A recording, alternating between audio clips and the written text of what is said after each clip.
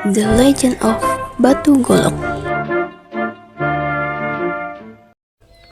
A long time ago, in the Padamara Sawing River, West Nusa Tenggara, there lived a poor couple. The wife's name was Ina Kombay, and her husband's name was Amak Kombay.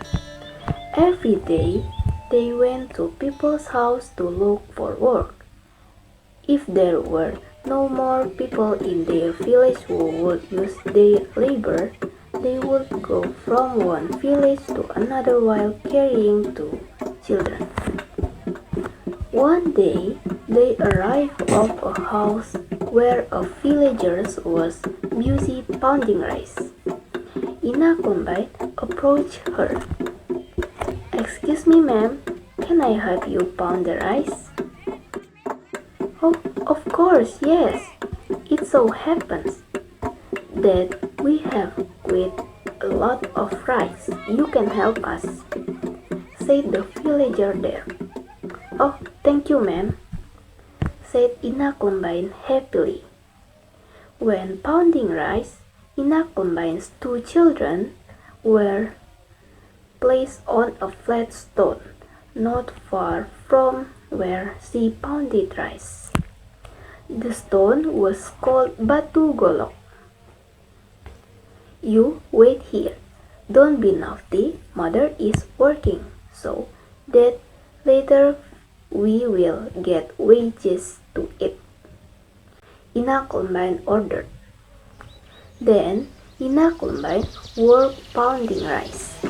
Not long after, her two children saw and called her. Mom! Mom! Shouted Ina Kombay's two children.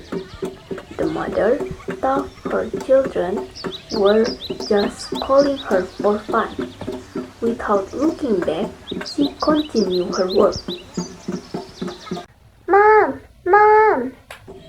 "Wait there for a moment. Mother is working," said Ina Kombay without paying attention to the screams of her two children.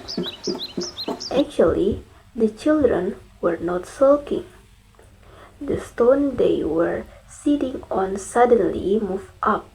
The two children were scared, so they called their mother. Because she thought her child was joking, Ina Kombay didn't see the stone getting higher and higher. It was taller than a coconut tree. The two children screamed in fear. Mom! Mom! Help us! Her child screamed from the height. "Wait, Mom is working," said Ina Kombay.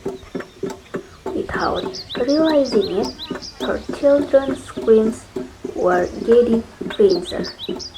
Once again, she didn't respond to her child's screams. As time went on, she didn't hear her children's screams.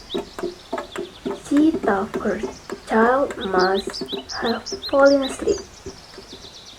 Meanwhile, Batu Golok was getting higher and higher.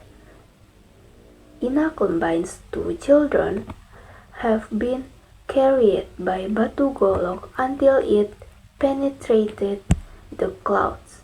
How surprised Ina Kombay was to see that her two children were no longer visible.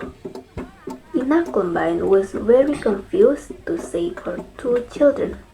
She cried and begged the gods to take her children who were above the clouds. Ina Kombay's prayer was answered. She was given supernatural powers by the gods. With her belt, she could cut the Batu Golok with just one slash. The Batu Golok was cut into three parts. The parts of the Golok stone that were cut were thrown very far. The first part fell somewhere, causing the ground to shake. The first part fell somewhere, causing the ground to shake. The place where the stone fell became a village, which was later named Desa Gembong or Gembong Village. The second part fell somewhere, which was later named Dasan Batu.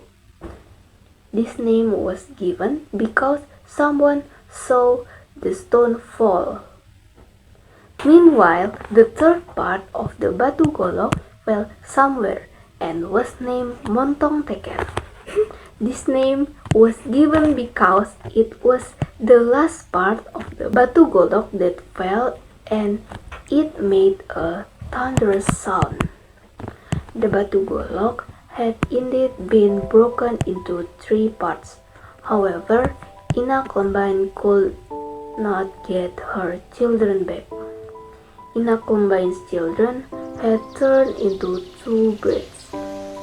The older brother turned into a burung kekuwu, and the younger sister turned into a burung kelik. Thank you for your attention. Bye-bye.